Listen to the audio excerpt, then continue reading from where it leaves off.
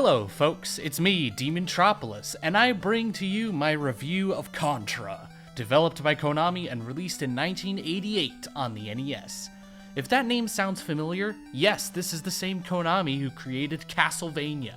And just like how they created a remarkable action-adventure platformer with Castlevania, Konami would bring something not only innovative to the run-and-gun genre, but also something so macho-manly and testosterone-fueled, it would make Chuck Norris jealous.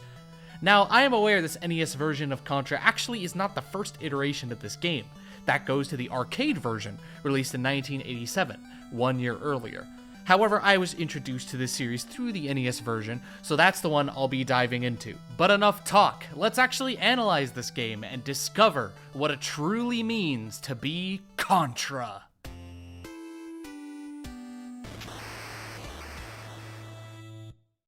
Going to the title screen, the first thing you see is the face of Contra, our main heroes Bill Reiser and Lance Bean standing together. Inspired by action heroes like Rambo and Dutch from Predator, these two fully embody the game's raw masculinity down to an irresistible level. Their pose together is proof that these guys are not just gonna bring on the pain, they're gonna do it in all their shirtless glory. In addition, the sound design proves to be extremely effective and has created some of the rawest gunshots and explosions in the NES library. Simply just firing your gun at a running dude feels good in of itself, and with each gun having a unique sound effect, that's a lot of opportunities to feel good just from audio alone. And boss explosions are a remarkable highlight. Even just timing the button press to match up the explosion in the title music will never not be satisfying. As for the soundtrack, this is a great case of churning metal out of 8-bit, and it goes hard. It's easy for music to get lost amongst all the constant gunfire and explosions, but these songs still remain catchy. The jungle theme, waterfall theme, and energy zone theme are among the most iconic and recognizable, but the other songs are still good at capturing the tension and atmosphere of the environment. My favorite will actually go to the credits theme. It's such a victorious hurrah, and beating the game gives you a great reward in listening to this song with no sound effects in the way. Contra's graphics for the level locations are lush and diverse as well. Most stages take place outside and have vibrant biomes to them, making them stand out. The beginning of the jungle stage is instantly recognizable thanks to the white mountains, the stars, the water below you, and the really tiny trees here, at least before you actually enter the jungle. Stages that take place indoors are also different from each other, with the technological maze of the energy zone and the alien's lair having a completely organic structure. And if the presentation wasn't good enough as is, the Japanese version of the game adds some extra perks, not necessarily changing much of the gameplay, but spicing up the presentation. There's cinematic cutscenes between every level detailing the situation and showing us these detailed close-ups of our heroes. A map of the island showing your treks to point A, B, and C, new music to match these additions including a jingle for beating the game, and lastly, certain stages got new animation in their graphics. The snowfield has a huge glow up with a strong blizzard and swaying trees, and the alien's lair has fully animated textures that pulsate and writhe quite uncomfortably. The best part about this is that with these two versions, you have two custom experiences in your hands. The American version has less interruptions to its gameplay and lets you progress quicker, while the Japanese version takes a bit longer but delivers a more cinematic experience. Being a pioneer of the run-and-gun genre, Contra delivered in its excellent action. The levels have many obstacles that are balanced in how they are used, keeping you pressured but also allowing you opportunities to overcome those odds. Enemies, gimmicks, and platforming feel natural together and give each level a very good flow, even if some areas have a bigger focus on one aspect. The controls of this game are nimble but slow enough to be flexible. It feels well balanced, moving at the right pace to allow the player ample flexibility in jumping over and around shots. Being able to crouch to your belly is a welcome take on ducking. It brings you really low, just in time to dodge some of the quickest attacks in the game. One issue I take with the gameplay is that regular bullets are very small and hard to see among the most intense of action. They are always 3x3 pixels in size, which is incredibly small. In the waterfall stage, they are colored white and blend very well with the lightly toned background, which can make it difficult to notice, and I should mention, this is a one-hit kill game. That said, it helps that getting hit is harder than it looks, thanks to how clean and polished the hitboxes are. A fireball can graze through your gun or even the very pixel of your foot, and it won't count as a hit. This combos with the flexible controls to give you a fair advantage over the rather small margins of error. It also helps that there is a famous cheat known as the Konami code. While it is quite easy to accumulate extra lives through points, despite this being the only way to get lives, starting off with only 3 lives, thus 3 hits before a game over, can be daunting. If you put the Konami code on the title screen correctly, it provides 30 lives instead of just 3. This is a popular cheat among players, because while Contra has limited continues, it is unlikely to run out after putting the code in. Plus, it's an easy way to make the game more accessible while still retaining its difficulty. Thanks to there being 2 heroes, you can actually do 2-player this game. Player 1 is Bill with the blue pants, and player 2 is Lance with the red pants. They both control the same, but unlike most other 2D action platformers in its time, Contra allows both players to, well, play at the same time. It's one of Contra's standout features, as having 2 players creates enough chaos to get newcomers invested in the game, but the way of progression shakes things up for veterans. Even the small things like collecting power-ups or accidentally scrolling someone off screen can make for fun discourse. There is an issue exclusive to 2-player mode, however. In order to scroll the screen horizontally, players have to push forward on the right side of the screen as opposed to the center in 1-player mode. This can be very frustrating even for veterans accustomed to the camera of 1-player mode, as having to hug the right side to proceed makes it very easy to faceplant right into an enemy or even an enemy's fire. Usually this can be avoided by learning the placements of enemies, but Contra's running dudes are heavily burdened by RNG. They usually run at you, but in later stages they get the ability to shoot high or low. There is no clear telegraph to which of these running dudes will shoot, they just do. And since that shot comes out so fast upon coming into play, it can be really cheap and disheartening. The hangar stage's final section has these turret enemies who fire shots way sooner than they did in previous stages, which is not only unfair with catching you off guard the first time, but this section is backed up by running dudes who are shooting from both sides and creating a mess of bullets. The amount of running dudes that can show up is also an RNG burden, one that can screw you over in unfortunate ways. Traversing the bridge in the jungle stage is usually just jumping twice and calling it a day, but out of nowhere the game can throw 3 running dudes at once on the bridge where it's impossible to kill them all. The snowfield stage is a bit notorious with this too, as platforming across the rugged terrain is made dicey by the possibility of running dudes coming in at the most uncoordinated times, throwing in even 4 of them huddled together. Contra has an upgrade system to firepower, but to start, I would say your default rifle is effective enough to hold its own until you get your hands on those upgrades. Normally, 1 shot is enough to kill most enemies like the running dudes, but even the more durable setups like cannons and turrets only take around 8 shots or so. In short, the rifle is strong enough to feel reliable, but you'll still want to get your hands on better weapons. For the most part, weapons and gun upgrades have solid advantages. M for machine gun is essentially auto-fire with more bullets on screen, allowing you to mow down enemies in a more leisurely way, without being outright better than skillful mashing. L for laser has a more strategic use. It is very strong on its own and pierces weaker enemies, but only 1 laser can be on screen, as mashing will just keep removing the current laser from play. R for rapid fire can be stacked onto any weapon, and making your projectiles a little faster is always a nice touch. S for spread is the most famous for covering a huge radius, eliminating those pesky running dudes and making for an iconic weapon to hold onto. However, as fun of a weapon spread is to use, it is unbelievably OP. Covering a massive range is one thing, but the damage it can deal is unparalleled. Even picking something off with stray bullets does good enough damage.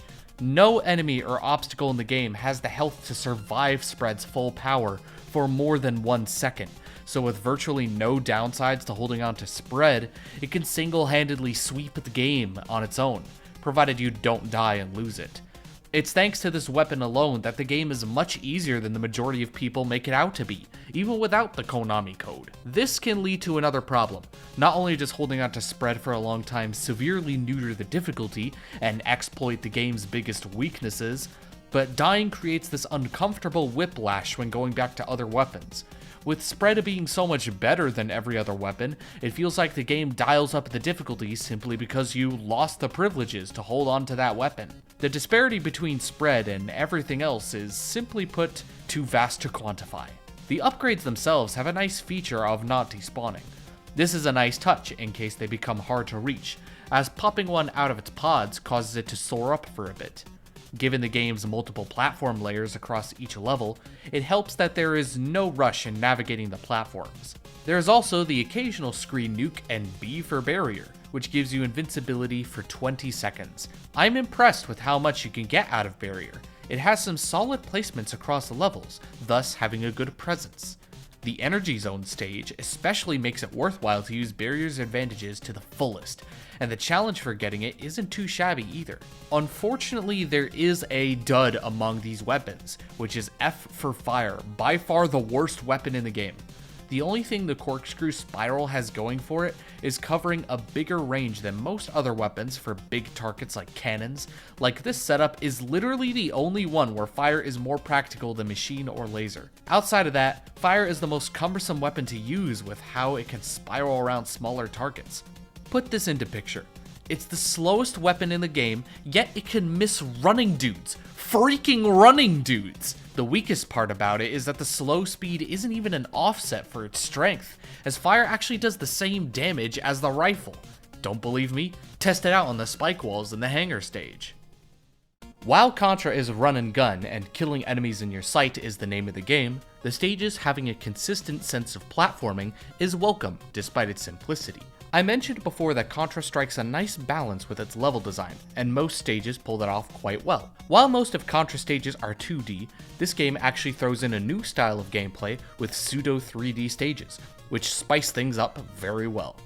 Being tasked to destroy the cores of each room's wall before advancing is a good spin, and being able to both jump and duck helps with maneuverability in this fixed perspective, and the Riddler-looking dudes can create quite the havoc with bullets, barrels, and grenades. These sections are also where Laser truly shines, as its damage output in destroying the cannons and cores far exceeds spread. The electric barriers that stop you from moving are pretty funny to me. They have a loud paralysis, but they're the only obstacle in the game that doesn't kill you. However, these pseudo 3D sections have major problems with their design. While ducking here is appreciated, it is way too good of a maneuver, as you are invincible to pretty much every attack except for barrels and grenades.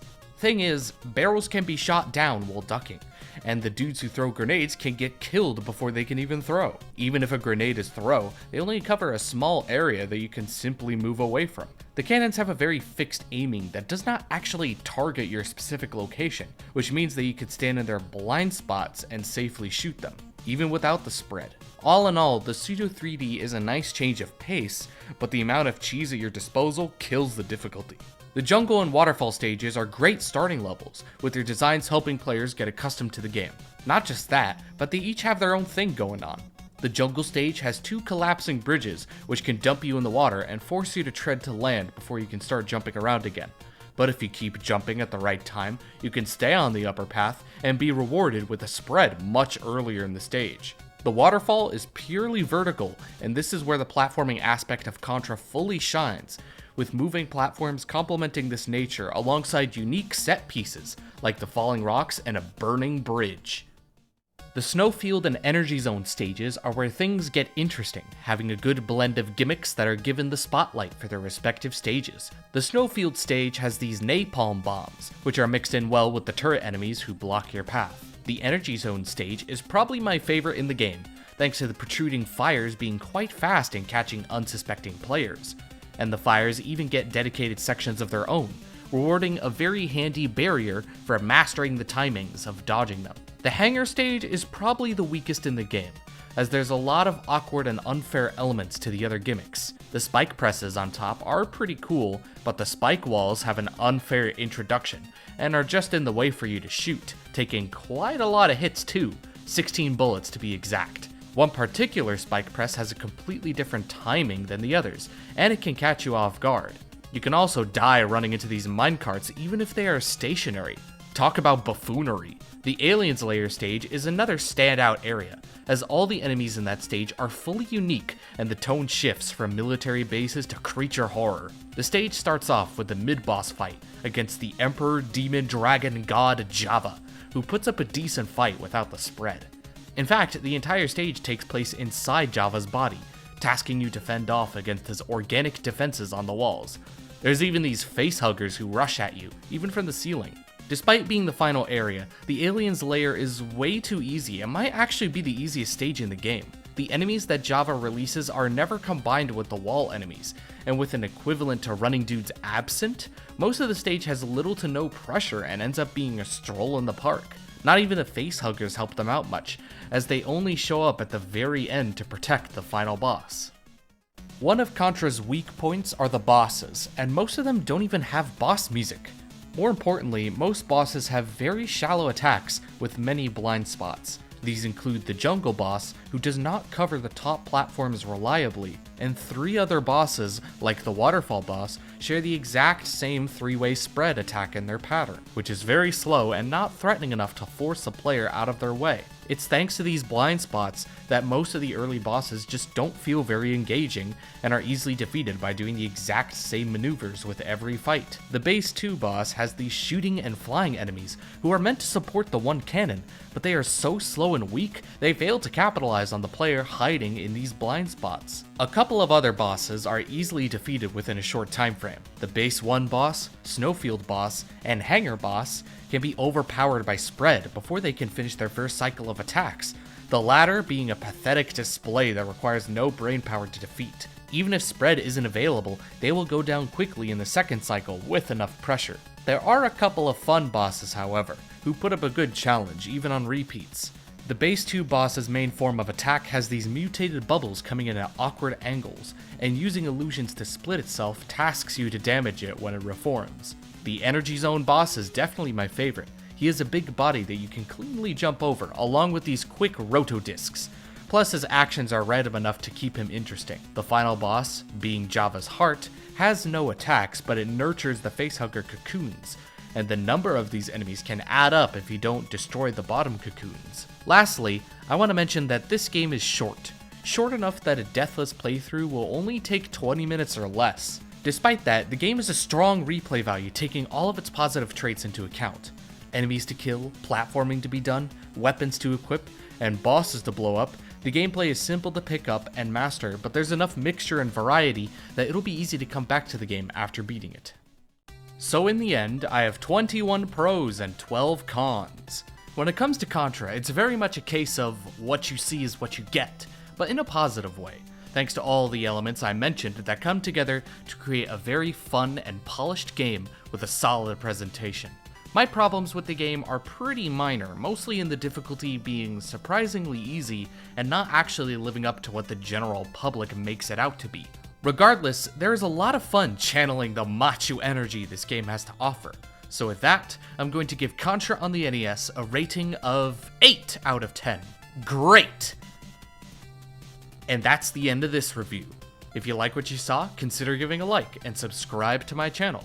Leave a comment if you have something to say, and as per usual, my Discord server, DeMontropolis, is in the description, so consider joining if you like my content. No important news today, but I do want to point your attention to my very first review, which covered the original Mega Man on NES. It only has 20 or so views left before it reaches the magical threshold of 1.5k, so go check it out. And with that said, I'll be signing off. Take care, folks.